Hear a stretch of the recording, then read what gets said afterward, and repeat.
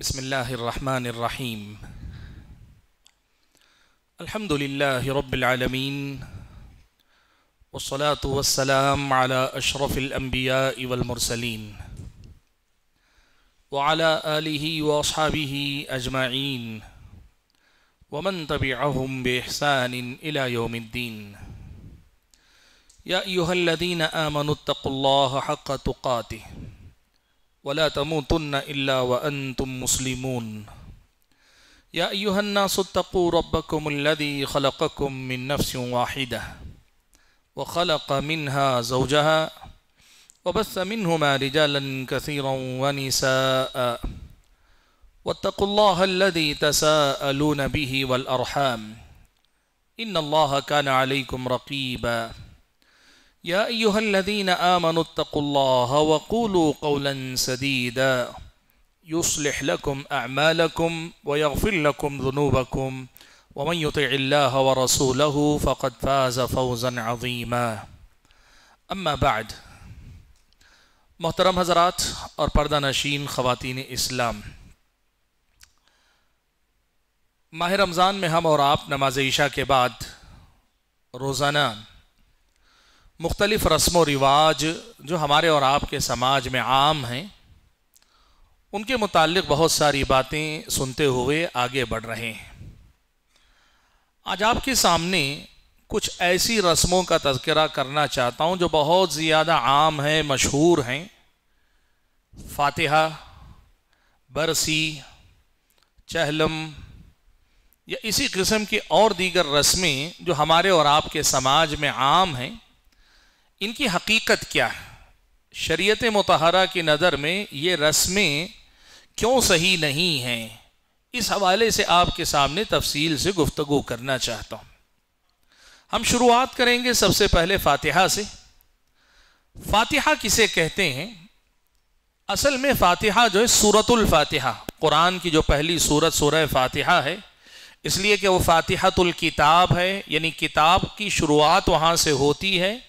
پہلی سورت جو سورہ بقرہ سے پہلے ہے وہ سورہ فاتحہ ہے۔ تو اس سورت کے کئی نام ہیں، ام الکتاب ہے، شافیہ ہے، کئی نام اس سورت کے ہیں۔ انہی ناموں میں سے ایک نام ہے فاتحۃ الکتاب۔ یہ نام احادیث میں آیا۔ اس سورت کو اللہ تعالیٰ نے فاتحۃ الکتاب کا نام دیا ہے پیارے نبی صلی اللہ علیہ وسلم کی زبانی۔ تو لفظ فاتحہ اصل میں یہاں سے آیا ہوا لفظ ہے۔ اب یہاں ہمارے ہاں جو فاتحہ کی رسم ہے، وہ فاتحہ کی رسم کیا ہے؟ بنیادی طور پر یہ فاتحہ کی رسم 3 حیثیتوں سے لوگ مناتے ہیں۔ آج کے درس میں ہم لوگ ان میں سے 2 حیثیتوں کی بات کریں گے، اور تیسری جو حیثیت ہے وہ بڑی ہے، وہ زیادہ اہم ہے، وہ انشاءاللہ جمعہ کے دن رات کے درس میں انشاءاللہ ہم لوگ سنیں گے۔ میں چاہتا ہوں کہ آپ ذہن میں وہ ترتیب بنا کے رکھیں، اس لیے پہلے ہی سے بتا دے رہا ہوں۔ فاتحہ کسے کہتے ہیں؟ دیکھیے، فاتحہ جو ہوتی ہے 3 مقاصد سے عام طور پہ ہوتی ہے۔ سب سے پہلا جو بنیادی مقصد ہوتا ہے وہ یہ کہ کوئی چیز آپ اپنی دکان شروع کرنے جا رہے ہیں، مکان شروع کرنے جا رہے ہیں، گھر میں کوئی مناسبت ہے ولادت کی، کوئی شادی بیاہ کی، یا کسی کی منگنی کی، اس میں جو کھانا پکتا ہے اس پر، کسی بھی چیز پر سورہ فاتحہ پڑھ کر پھونک دیا جائے، سورہ فاتحہ پڑھ لی جائے اس پر، تو لوگ یہ مانتے ہیں کہ اس کی وجہ سے یہ چیز برکت والی ہو جائے گی۔ فاتحہ دلانا جسے بولتے ہیں نا، فاتحہ دلانا اصل میں یہی ہے کہ سورہ فاتحہ پڑھی جاتی ہے، قرآن کی ایک آیت ہے، قرآن کی ایک سورت ہے۔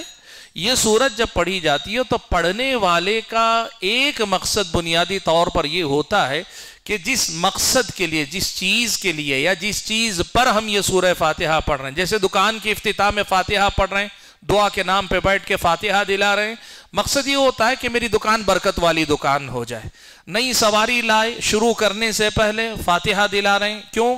میری سواری اچھے سے چلے، خود کے لیے استعمال کروں تو محفوظ رہے، اگر کاروبار کر رہا ہوں تو کاروبار اچھا چلے، اس لیے فاتحہ ہوتی ہے۔ شادی کے موقع پہ فاتحہ ہو رہی ہے تو اس لیے کہ دلہا دلہن کی زندگی میں برکت آئے۔ یہ جو فاتحہ ہے، فاتحہ کا ایک مقصد جو پڑھا جاتا ہے وہ ہے برکت۔ اب یہاں دو بڑی باتیں آپ سمجھیے کہ قرآن اللہ کی کتاب ہے اور مبارک کتاب، برکت والی کتاب ہے، اور دوسری طرف اللہ تعالیٰ سے برکت طلب کرنا، اس کا تو اللہ تعالیٰ نے ہمیں حکم دیا ہے شریعت مطہرہ کے اندر۔ لیکن یہ فاتحہ کی رسم غلط کیوں ہے؟ یہ فاتحہ کی رسم کیوں غلط ہے؟ اسے ہم اور آپ کو اچھے انداز میں سمجھنے کی ضرورت ہے۔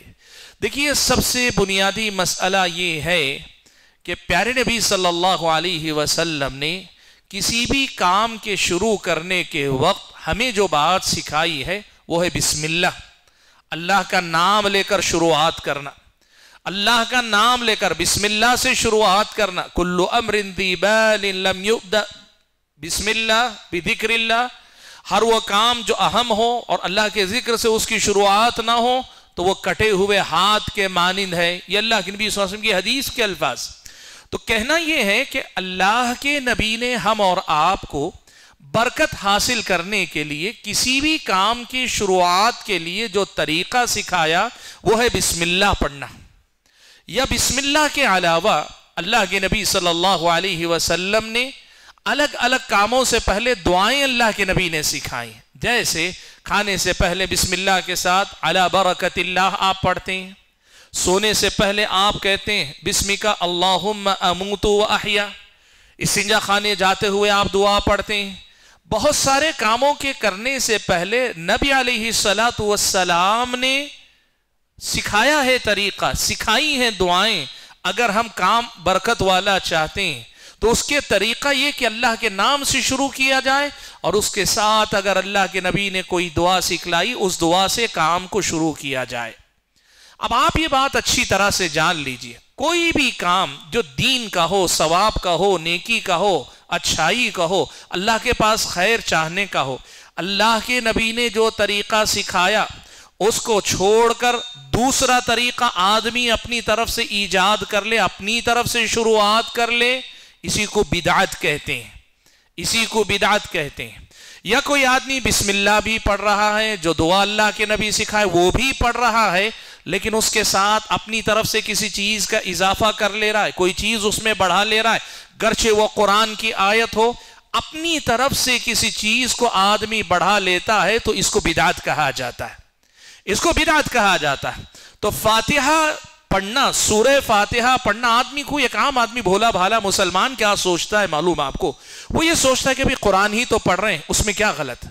غلط یہ ہے کہ برکت حاصل کرنے کے لیے اللہ کے نبی نے جو چیز سکھائی تم اس کو چھوڑ رہے ہو، یا اگر اس چیز کو اپنا بھی رہے ہو، بسم اللہ بھی پڑھ رہے ہو، بسم اللہ کے ساتھ تم دعا بھی پڑھ رہے ہو، تو اسی پر بس کرنا چاہیے جتنا اللہ کے نبی نے سکھایا۔ یہ اللہ کے نبی کی محبت ہے، یہ اللہ کے نبی سے محبت اور اللہ کے نبی کے دین پہ چلنے کا جذبہ ہے کہ آپ کہتے ہیں نبی نے جو بتایا وہی میرا دین۔ میں اپنی طرف سے یا کوئی عالم دین، کوئی بزرگ، کوئی نیک شخصیت اپنی طرف سے کسی چیز کا اضافہ نہیں کر سکتی، بڑھا نہیں سکتی۔ سورہ فاتحہ کسی بھی موقع پہ فاتحہ پڑھ لینا، کسی بھی چیز پر فاتحہ پڑھ لینا اور یہ سمجھنا کہ اس سے برکت آ جائے گی، یہ ایک بدعت ہے، ایک بدعت ہے، ایک رسم ہے جو ہمارے سماج میں چل پڑی ہے برکت کے حصول کے لیے اس طرح۔ اور سورہ فاتحہ ہی نہیں، مان لیجئے کوئی آدمی سورہ رحمان پڑھ کر دم کرتا ہے تو بھی بدعت ہے۔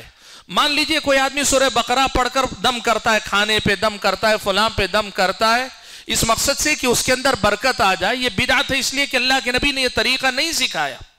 تو ایک تو یہ ہے کہ اللہ کے نبی نے کسی بھی کام کے شروع کرنے میں اس پر یا اس موقع پر پڑھنے کے لیے بسم اللہ سکھائی ہے، اور بسم اللہ کے بعد دعائیں سکھلائی، وہ دعائیں پڑھنا چاہیے۔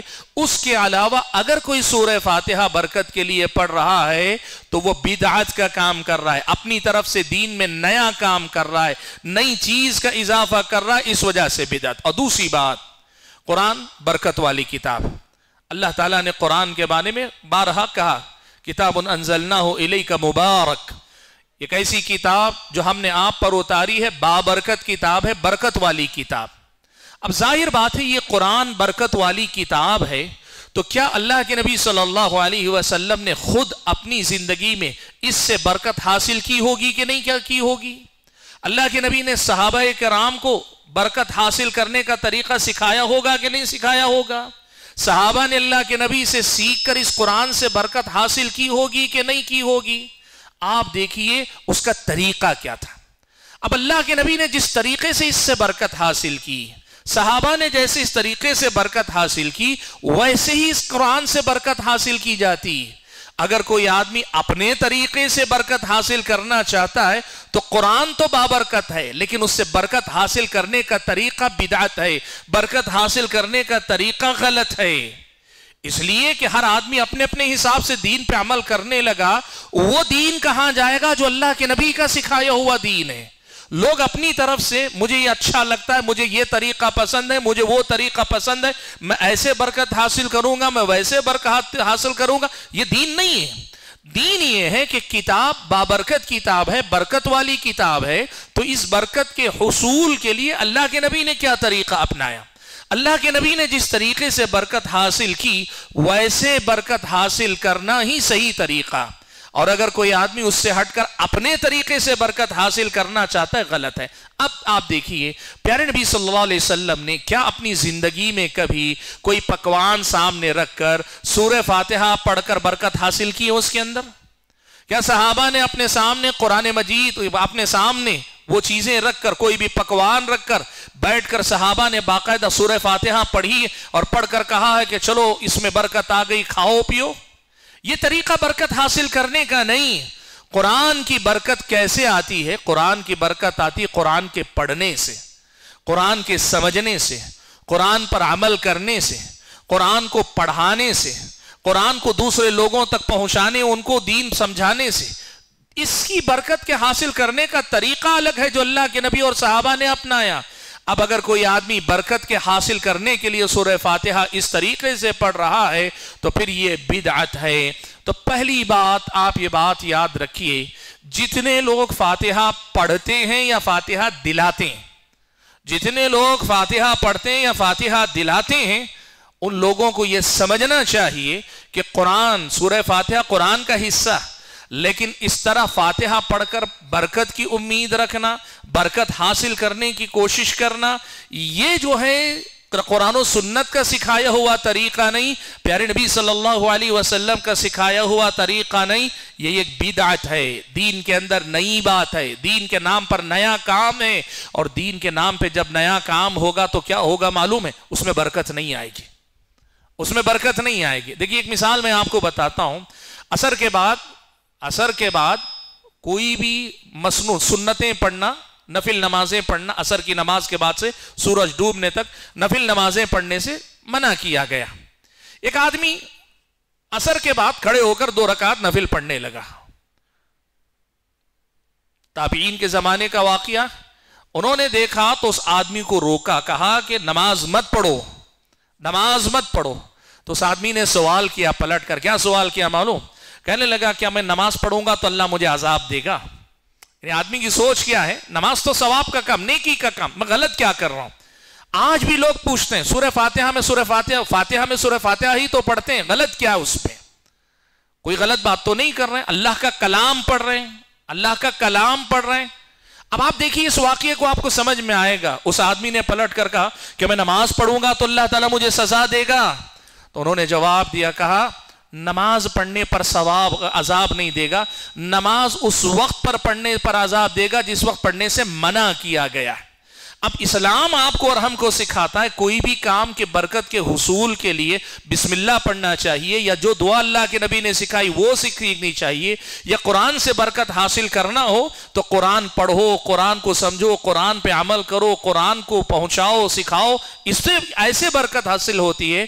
آپ نے ان سب چیزوں کو چھوڑ کر قرآن کی سورہ فاتحہ کسی پکوان پر، کسی دکان پر، کسی مکان پر، کسی کے سامنے پڑھنے کو برکت کا حاصل کرنے کا ذریعہ بنا لیا، اللہ اس پر آپ کو سزا دے گا، اللہ کے پاس پکڑ ہوگی، آپ کی زندگی میں برکت کے بجائے بے برکتی آئے گی اگر آپ نبی کے طریقے سے ہٹ کر یہ فاتحہ کی رسم چلا کر آپ جو ہے برکت حاصل کرنا چاہیں گے۔ تو میں نے کہا سب سے پہلے فاتحہ کا مسئلہ آتا ہے، اور فاتحہ دلانے والے حضرات سب سے پہلے تو ایک مقصد ان کا ہوتا ہے برکت چاہیے، ہر چیز میں برکت آئے گی اگر ہم ہر چیز پہ فاتحہ دلائیں گے۔ دوسری چیز ہے فاتحہ جب پڑھی جاتی ہے وہ ایصال ثواب کے لیے پڑھی جاتی. ایصال ثواب یعنی کسی انتقال کر گئی شخصیت کسی نیک بزرگ یا اپنے کوئی رشتہ دار متعلقین کو ثواب پہنچانے کے مقصد سے سورہ فاتحہ پڑھی جاتی ہے. میں یہاں مسئلے کو صرف فاتحہ تک نہیں رکھ کر کچھ اور چیزیں بھی اس کے ساتھ جوڑ لیتا ہوں جو ایصال ثواب سے متعلق ہے. آپ جانتے ہیں جس دن میت انتقال ہوتا ہے ایک انسان کا، اس دن میت کے گھر والوں کی طرف سے خصوصی طور پر آنے والے تمام لوگوں کو کھانا کھلایا جاتا ہے اور یہ کہا جاتا ہے کہ آؤ کھاؤ، اس سے میت کو ثواب ملے گا. اس دن خاص طور پہ کھانا کھلاتا ہے. جنازہ جس دن ہے اس دن انتقال جن کے گھر میں ہوا ان کی طرف سے اس نیت سے کھانا کھلانا کہ یہ میت کو ثواب پہنچانے کا ذریعہ. یا پھر اس کے بعد لوگ کیا کرتے ہیں، زیارت کرتے ہیں. پہلے دن کی زیارت، تیسرے دن کی زیارت، ایک ہفتے کی زیارت، فلاں اتنے دن کی زیارتیں، الگ الگ آپ جانتے ہیں الگ الگ دنوں کی زیارتیں لوگوں نے خاص کر کے رکھی. اسے بھی ان کے لیے ثواب پہنچانے کا ذریعہ سمجھتے ہیں کہ زیارت کے موقع پر کبھی ہوتا یہ ہے کہ قبرستان جا کر سورہ فاتحہ پڑھ کر بخشی جاتی ہے. ایصال ثواب کے لیے سورہ فاتحہ پڑھ کر ثواب پہنچایا جاتا ہے، اور کئی بار گھر میں کھانا پکوا کر کھانا کھلایا جاتا ہے اس مقصد سے کہ میت کو ثواب پہنچایا جائے. اسی طریقے پر چل کر چہلم ہوتا ہے. چہلم کہتے ہیں ہمارے ہاں. یہ چہلم کیا ہے؟ 40 دن پر انتقال کر جانے والے شخص کی 40ویں دن باقاعدہ کھانا پکوا کر لوگوں کو کھلایا جاتا ہے، اور اس کے ساتھ ساتھ ہوتا یہ ہے کہ فاتحہ بھی ہوتی ہے اور ثواب پہنچایا جاتا ہے. قرآن خوانی کی جاتی ہے. قرآن خوانی کی جاتی ہے. انتقال کر گئے شخصیت فوراً گھر میں قرآن خوانی ہوتی ہے. ساری عورتیں یا آنے والے لوگ کئی بار مدرسے سے حفاظ کو بلا کر لاتے ہیں، بیٹھ کر قرآن پڑھایا جاتا ہے، اور اتنے قرآن ختم کر کے اتنے قرآن کا ثواب میت کو پہنچایا. اور ایسے ہی ایک اور رسم ہے برسی. سال میں ایک مرتبہ آدمی کے انتقال کے بعد ہر سال جس دن اس کا انتقال ہوا اس کی مناسبت سے پکوان پکا کر کھلانے کا خصوصی اہتمام کیا جاتا ہے، اور اس دن قبر کی زیارت کی جاتی ہے. اس دن خاص طور پر سورہ فاتحہ یا دوسری کوئی قرآن کی سورت پڑھ کر بخشا جاتا ہے. یہ جو مسئلہ ہے یہ فاتحہ سے جڑا ہوا بھی ہے. فاتحہ کے علاوہ بھی یہاں ہے مسئلہ ایصال ثواب. ایصال ثواب، ایصال ثواب کا مطلب ہوتا ہے انتقال کر گئی شخصیت کو ثواب پہنچانا. اس سلسلے میں پہلے ہم شریعت مطہرہ میں ہمیں کیا بات بتائی گئی ہے اس کو ہم سمجھ لیتے ہیں، پھر اس کے بعد ان رسم و رواج کی طرف آتے ہیں. دیکھیے قرآن مجید میں اللہ تعالیٰ نے بہت صاف لفظوں میں ایک بات کہی. اللہ نے فرمایا وَأَن لَيْسَ لِلْإِنسَانِ إِلَّا مَا سَعَى، اور یہ بات بھی کہ انسان کو وہی ملے گا جس کے لیے اس نے خود محنت کی. لَيْسَ لِلْإِنسَانِ إِلَّا مَا سَعَى، انسان نے جو محنت کی ہے اس کا ثواب اسے ملے گا. انسان نے جو محنت کی ہے، کوشش کی، اس کا ثواب اس کے انتقال کے بعد بھی ملتا رہے گا. لیکن پرائے کی محنت سے اسے ثواب نہیں ملے گا، دوسرے کی محنت سے اس کو ثواب نہیں ملے گا. قرآن کی آیت میں اتنی بات بتائی گئی. احادیث میں اللہ کے نبی صلی اللہ علیہ وسلم نے اس کی تفصیل کی. اللہ کے نبی صلی اللہ علیہ وسلم نے فرمایا اذا مات الانسان، جب انسان انتقال کر جاتا ہے، انقطع عنہ عملہ الا من ثلاث. ایک آدمی جب انتقال کر جاتا ہے تو انسان کا عمل ختم ہو جاتا ہے. اب زندگی کے ساتھ عمل کا سلسلہ ختم ہو گیا. اب ثواب اس کا نہیں بڑھے گا سوائے 3 طریقوں کے. یعنی 3 طریقے ایسے ہیں کہ ان 3 طریقوں سے مرنے کے بعد بھی آدمی کو ثواب ملتا رہتا ہے. 3 طریقے ایصال ثواب کے 3 طریقے جو اس حدیث میں اللہ کے نبی نے بیان کی. آپ نے کہا کیا طریقے؟ اللہ کے نبی صلی اللہ علیہ وسلم نے کہا الا من صدقۃ جاریہ. آدمی اپنی زندگی میں کوئی ایسا کام کر گیا صدقے کا، نیکی کا، جو اس کی زندگی کے بعد بھی باقی ہے اور وہ لوگوں کو فائدہ پہنچا رہا ہے. صدقہ جاریہ یعنی وہ صدقہ باقی ہے، جاری ہے، آدمی کے حساب میں بھی وہ چیز لکھی جا رہی ہے. میں آگے آ کر اس کی تھوڑی اور وضاحت کر لوں گا. پہلی چیز ہے صدقہ جاریہ. او علم ينتفع به، دوسری چیز ہے آدمی نے علم دیا لوگوں کو، لوگوں کے اندر علم پھیلایا، کوئی کتاب لکھ دی یا کوئی بات لوگوں کو سمجھا دی یا کسی کو کچھ پڑھا دیا لکھا دیا اس کو علم دے دیا، یہ علم جب تک باقی رہے گا، جب تک اس کا علم پھیلتا رہے گا دنیا کے اندر، اس کا ثواب ان کو ملتا رہے گا۔ جیسے آج ہم صحیح بخاری پڑھتے ہیں، امام بخاری کو ثواب ملتا رہے گا۔ آج اگر ہم مثال کے طور پر کسی عالم دین کی لکھی کتاب سے فائدہ اٹھا رہے ہیں، سیکھ رہے ہیں دین، ان کو اللہ تعالیٰ اجر پہنچاتا رہے گا۔ علم ینتفع بہ، دوسری چیز صدقہ جاریہ، یا اپنے پیچھے کوئی علم چھوڑ کر جائے۔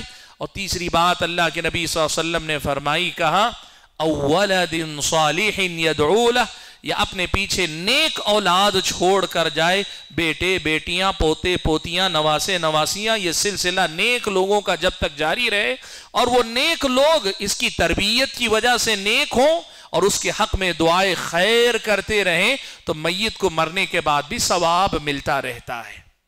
اب یہ جو مسئلہ ہے، پیارے نبی صلی اللہ علیہ وسلم نے خود اس مسئلے کو واضح کر دیا کہ اب کسی میت کو ثواب پہنچانے کا جو معاملہ، کسی بھی میت کو ثواب، ایصال ثواب کا مسئلہ ایسا نہیں ہے کہ ہم جب چاہے جیسے چاہے ثواب پہنچاتے رہ سکتے ہیں، نہیں، صدقہ جاریہ۔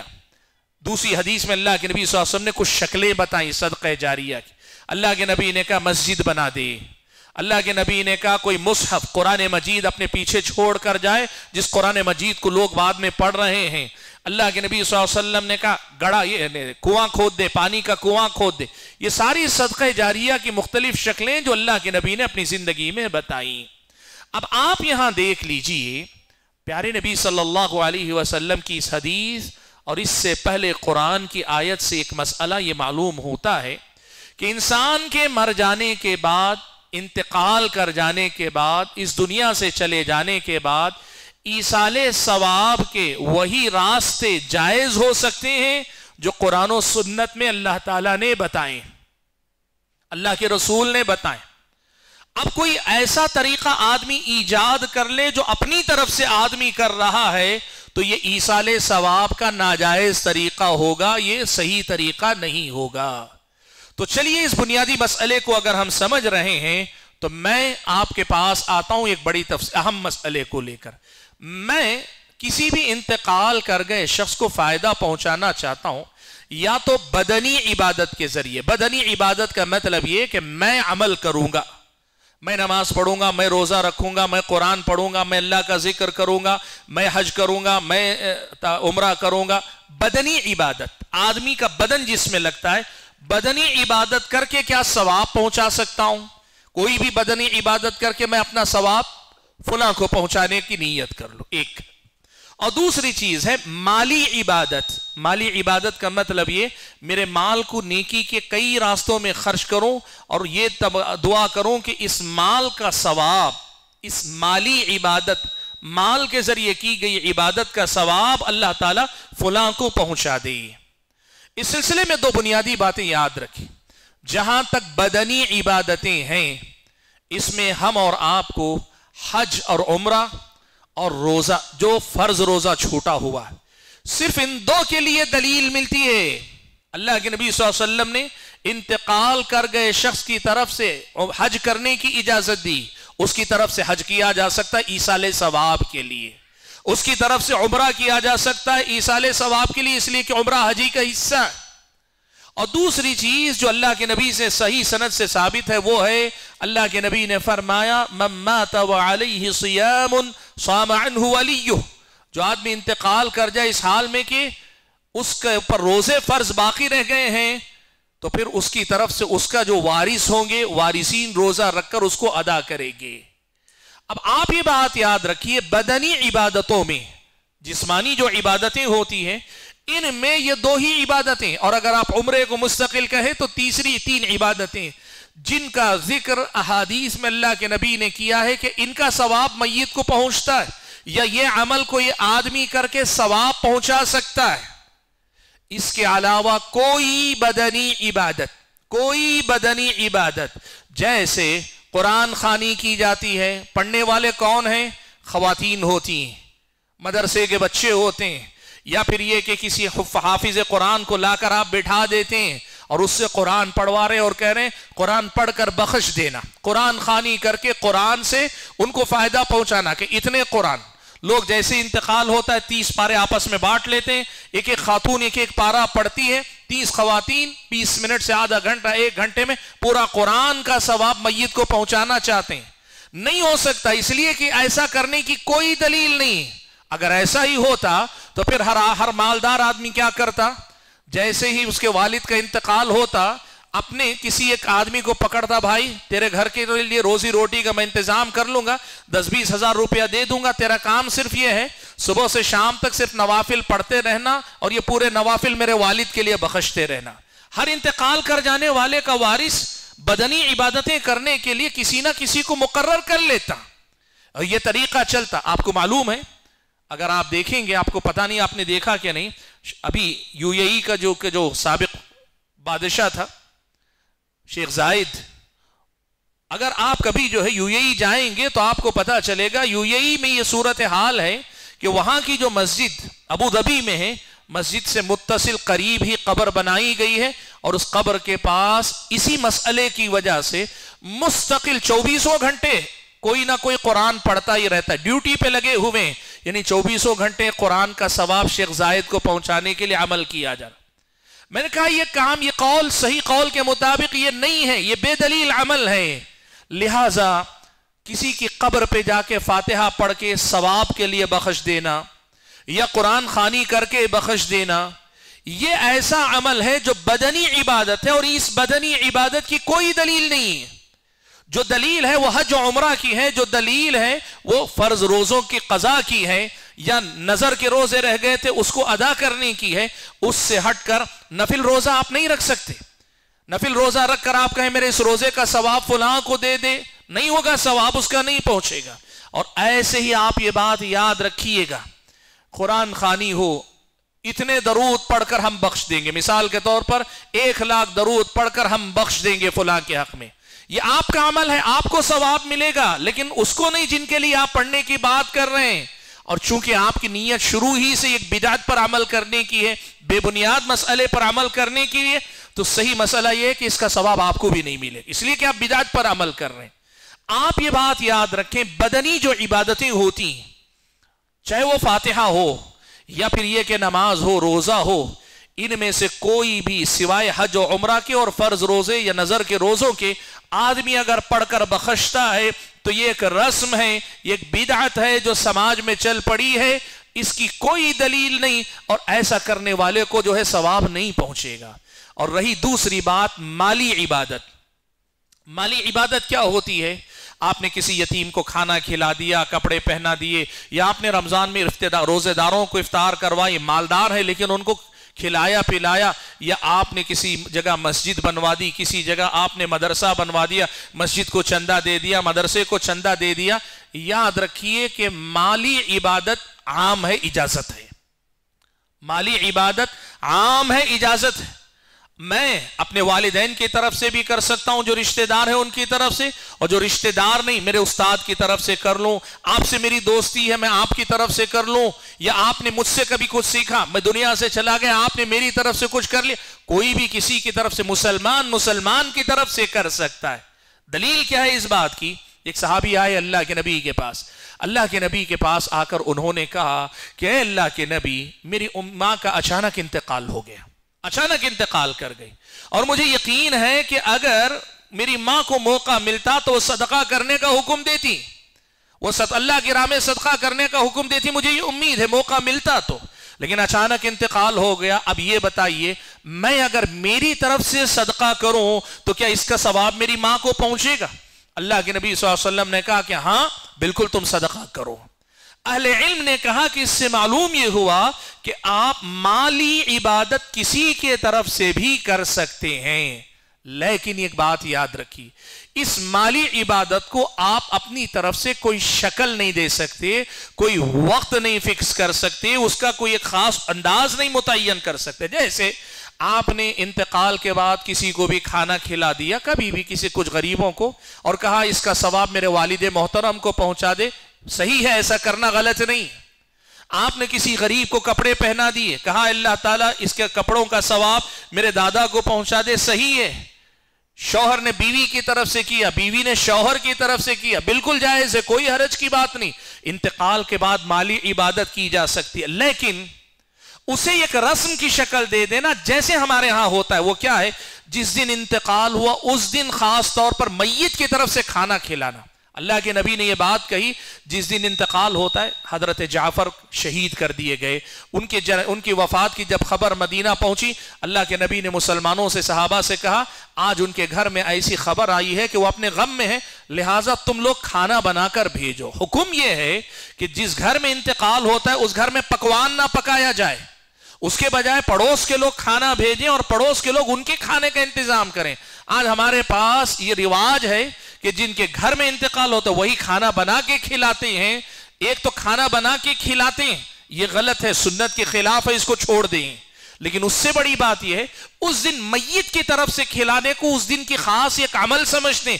اگر کسی نے اس دن میت کی طرف سے کھانا نہیں کھلایا تو یہ سمجھتے ہیں میت کے ساتھ بے وفائی ہے یا میت کی جو ہے حق تلفی کی گئی ہے۔ یہ ہے غلطی، یہ ہے غلط رسم کہ آپ اس دن کھانا کھلانے کو ایک لازمی عمل سمجھ رہے ہیں، جبکہ اس دن میت کی طرف سے کھلانے کا کوئی مسئلہ نہیں۔ ایسے ہی یہ جو زیارتیں، قبر کی زیارت کبھی بھی کیجیے، اپنوں کی، دوسروں کی، مسلمان کی، کسی بھی قبر کی آپ کبھی بھی زیارت کیجیے، لیکن اس کے لیے دن متعین کر لینا۔ اب زیارتیں ہیں نا لوگوں کے پاس باقاعدہ زیارتیں، اور زیارتوں ہی میں یہ بھی ہے عید کے دن خاص طور پر قبرستان سے، عیدگاہ سے سیدھے قبرستان آئیں گے، قبروں کی زیارت کر کے ہی گھر جائیں گے۔ یہ جو اپنی طرف سے لوگ زیارت کے دن متعین کر لیتے ہیں، زیارت کا وقت متعین کر لیتے ہیں، وقت متعین کرنے کی وجہ سے بدعت ہے۔